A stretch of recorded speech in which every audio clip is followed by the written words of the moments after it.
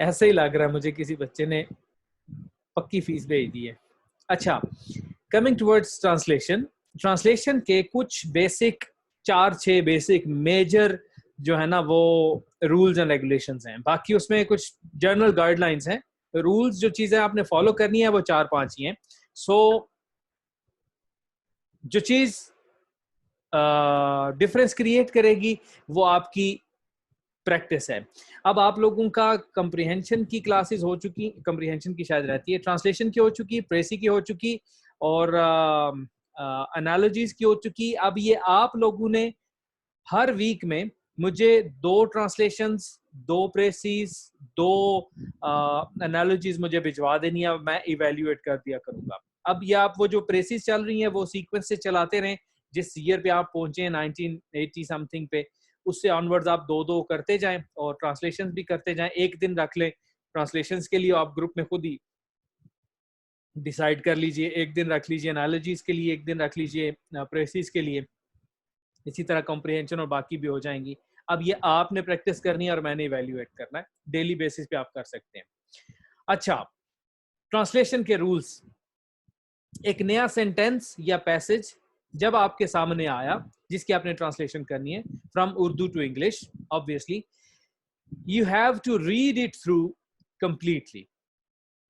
ये नहीं करना पहली लाइन पढ़ी और उसकी ट्रांसलेशन शुरू कर दी, दूसरी पढ़ी ट्रांसलेशन, तीसरी ट्रांसलेशन, ना, उसको कंप्लीटली रीड कीजिए, उसको अंडरस्टैंड करने की कोशिश कीजिए। उसमें प्रेसी की तरह, कॉम्प्रिहेंशन की तरह एक सेंट्रल आइडिया होगा, एक थीम होगा, एक क्रक्स होगा, उसका मेन बात होगी उसमें, वो आपने समझनी है कि वो बात क्या है।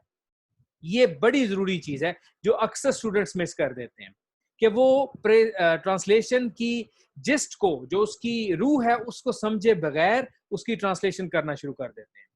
You have to understand it first, then move towards translation. You have to see all the words, all the things in context. कौन सी बात कहां पे किस जुमरे में हुई हुई है।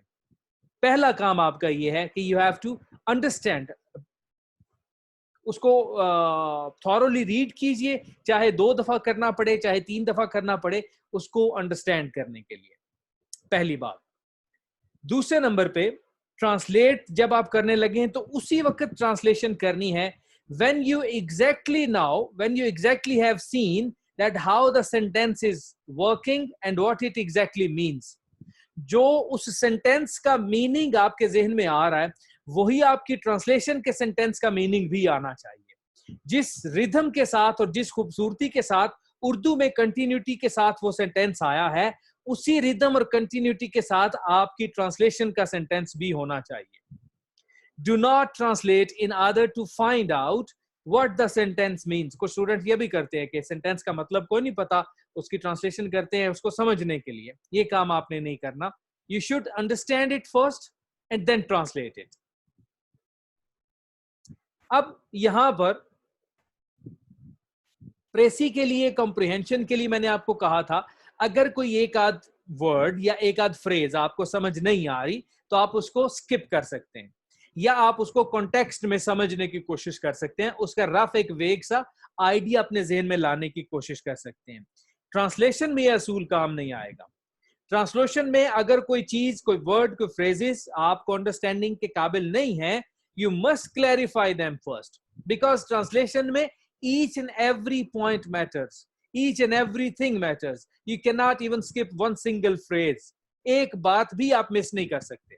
आप ये डिसाइड नहीं करेंगे कि ये वर्थ ट्रांसलेटिंग है कि नहीं है, इसकी ट्रांसलेशन ना भी करूं तब भी गुजारा हो जाएगा। ये मतलब you're not a judge there, you're not there to criticize that paragraph. All you have to do is each and everything in that paragraph should be there in your translation. So अगर कोई चीज मुश्किल है, कोई चीज समझने, और ये कहां से आपकी अंडरस्टैंडिंग आएगी, जितनी ज्यादा उर्दू की प्रैक्टिस करेंगे। डिफरेंट उर्दू की किताबें उठा लें, कोई एक पैराग्राफ वहां से लें, उसकी फोटो खींचें, मुझे सेंड कर दें, उसकी ट्रांसलेशन बनाएं और मुझे सेंड कर दें। अगर आपने वो CSS या PMS के पेपर से नहीं करना, कहीं और से करना है, तो वो भी आप कर सकते हैं। पैराग्राफ उठाएं, ट्रांसलेशन करें, मुझे सेंड कर दें।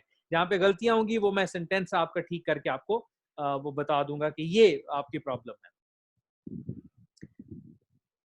एक इंपॉर्टेंट रूल आ रहा है, एक नैरेटिव सेंटेंस है। नैरेटिव सेंटेंस मतलब जिसमें कोई चीज नरेट की गई है, जिसमें कोई कहानी, कोई किस्सा, कोई दास्तान, कोई बात बताई गई है, जिसमें कोई सीक्वेंस है चीजों का। नैरेटिव सेंटेंस, आम अल्फाज में समझाने की कोशिश कर रहा हूं, अगर वहां पे आएगा तो उसमें जो बातें नरेट हुई हैं, जिस ऑर्डर में नरेट हुई हैं, उसी ऑर्डर में आपकी ट्रांसलेशन में भी होनी चाहिए। आप उसका ऑर्डर और सीक्वेंस चेंज नहीं कर सकते।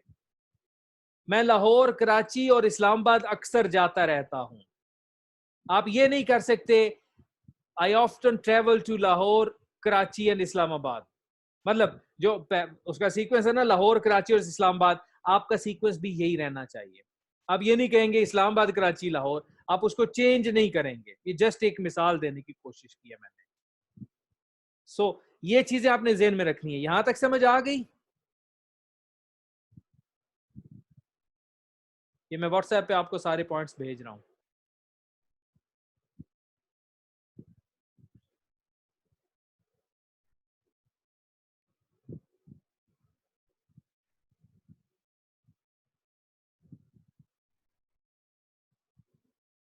अच्छा, आगे चलते हैं।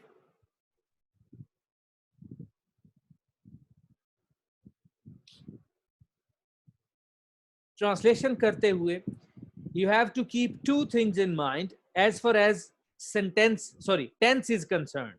जो टेंसेज होते हैं ना, पास्ट में है, प्रेजेंट में है, फ्यूचर में है, इंडेफिनेट है, कौन सा है, कंटिन्यूअस है, कौन सा है, दो चीजें आपने ज़हन में रखनी है। एक ओवरऑल लुक उस पैराग्राफ की क्या है, कि वो पास्ट में ज्यादा बातें हुई हुई हैं, या फ्यूचर की बातें हुई हुई हैं, या प्रेजेंट की बातें हुई हैं। एक तो ओवरऑल उसकी लुक आएगी। दूसरा, each and every sentence, her sentence की आपने वो ज़हन में रखना है उसका टेंस। अगर एक बात, मतलब सारा पैराग्राफ ओवरऑल लुक में आपको लगता है कि फ्यूचर के बारे में बात हुई है, लेकिन बीच में एक पैराग्राफ है जो पास्ट में भी है, तो बीच में एक सेंटेंस है जो पास्ट में भी है, तो उस सेंटेंस की ट्रांसलेशन पास्ट में ही होगी। You must keep in view the tense of the given paragraph for translation.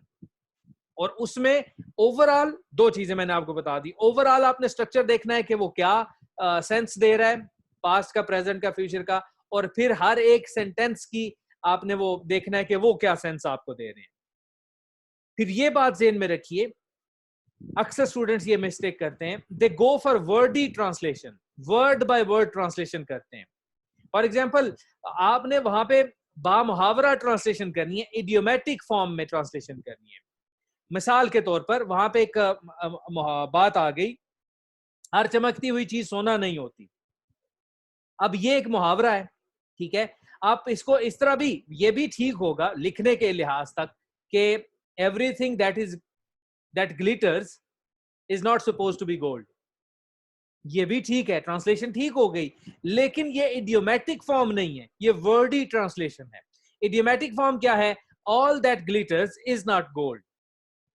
ये तो होगी मुहावरे की बात। इसी तरह अगर कोई जनरल बात हुई हुई है, फॉर एग्जाम्पल जनरल बात क्या हम कह सकते हैं कि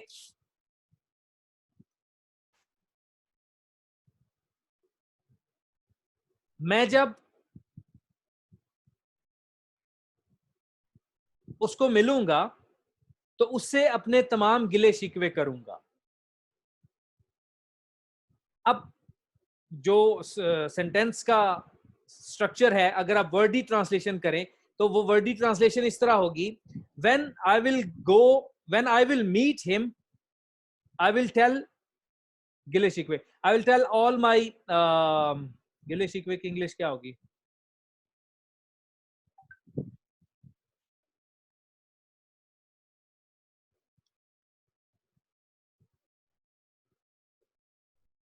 तो जब आप ट्रांसलेशन कर रहे होंगे, जैसा कि मैंने एग्जांपल से आपके सामने वाजे कर दी यहाँ पे लिख के, कि do not go for wordy translation, एक एक लफ्ज की या एक एक बीच में से सेक्शन उठा के उसकी ट्रांसलेशन आपने नहीं करनी, बल्कि बामुहावरा उसकी आपने ट्रांसलेशन करनी है। हमेशा याद रखिए, ये आपका टारगेट होता है, you are not suppose to dissolve actual meaning of the given paragraph. जो मैंने पहली आपको बात बताई ना, अक्सर स्टूडेंट ये काम करते हैं कि वो उसका सेंट्रल आइडिया अब्जॉर्ब नहीं करते, पहले उसको समझते नहीं है कि ये बात है क्या। एक मेन थीम जब आपको पता चल जाए ना, और फिर वही थीम आपके ट्रांसलेशन में भी नजर आना चाहिए। अगर वही थीम आपकी ट्रांसलेशन में नजर नहीं आ रहा है, दैट मीन्स कि आपने actual meaning of the given paragraph उसको डिसॉल्व कर दिया, उसको आपने कहीं पे गुमा दिया है।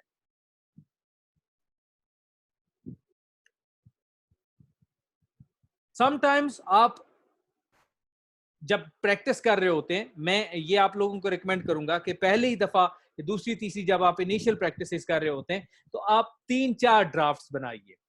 एक ड्राफ्ट आपने बना लिया, जो आपने ओरिजिनल से ट्रांसलेशन कर ली, उसको ओरिजिनल से कंपेयर कीजिए, फाइनल आपका ड्राफ्ट हो गया।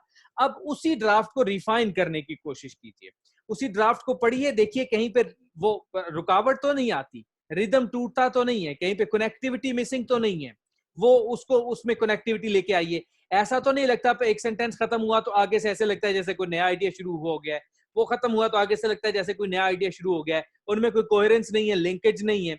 ये दूसरा उससे बनाइए, एक ड्राफ्ट बनाइए, फिर तीसरा ड्राफ्ट बनाइए, ताकि आप उसको इंप्रूव करें।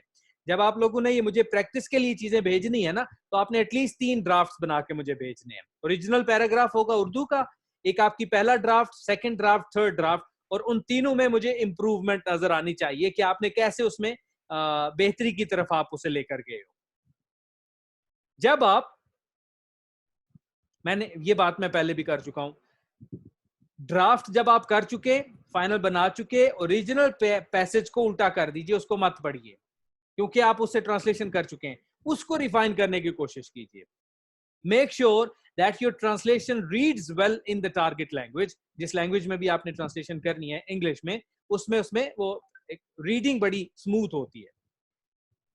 ट्रांसलेशन में एक चीज ध्यान में रखनी है, अगर कोई बात डायरेक्ट स्पीच में हुई हुई है वहां पे, यानी कि कोई किसी की बात को इन्वर्टेड कामाज में किया गया है, असलम ने कहा, कॉमा इन्वर्टेड कामाज शुरू, मेरे घर आओ, inverted commas closed, Aslam said come to my home, inverted commas में ही ये बात आप करेंगे। आप उसे डायरेक्ट स्पीच को इनडायरेक्ट स्पीच में कन्वर्ट नहीं करेंगे। आपने जो अपने इर्द गिर्द स्टूडेंट बैठे हुए हैं उनके साथ कंसल्ट नहीं करना, ये ज़हन में रखिएगा, बिकॉज वो अगर किसी चीज को नहीं समझ सके तो ये ना हो आप किसी चीज को समझे हुए हों और उसकी कंफर्मेशन के लिए आप उससे समझने की कोशिश करें और आपकी अपनी समझ भी जाती रहे। और एक आखिरी चीज ज़हन में रखिए, कभी भी जब आप प्रैक्टिस कर रहे हो तो 3 पैसेजेस से ज्यादा एट ए टाइम ट्रांसलेशन की प्रैक्टिस ना कीजिए। मतलब अब अगर अभी आप बैठे हैं ना प्रैक्टिस करने के लिए ट्रांसलेशन की, 3 पैसेजेस से ज्यादा मत कीजिए।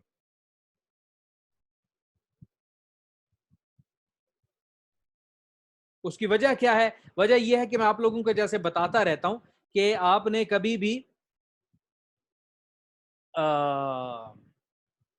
40 या 45 मिनट से ज्यादा एक सिटिंग में बैठ के स्टडी नहीं करनी।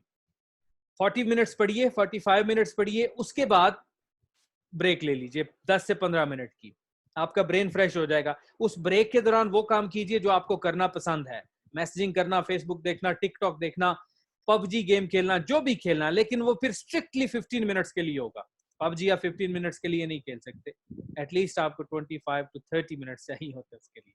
तो वो आपने काम नहीं करना, स्ट्रिक्टली उसको फॉलो करना है कि वो जो ब्रेक आप लेंगे उससे आपका ब्रेन फ्रेश हो जाएगा और आपकी कंप्रीहेंडिंग पावर रिफ्रेश हो जाएगी। ये चीज आपने ज़हन में रखनी है। ये बाकी के पॉइंट्स भी मैं आपको वो ग्रुप में शेयर कर रहा हूँ। अच्छा जी, अब अगर आप लोगों के क्वेश्चंस हैं तो आ जाए मैदान में।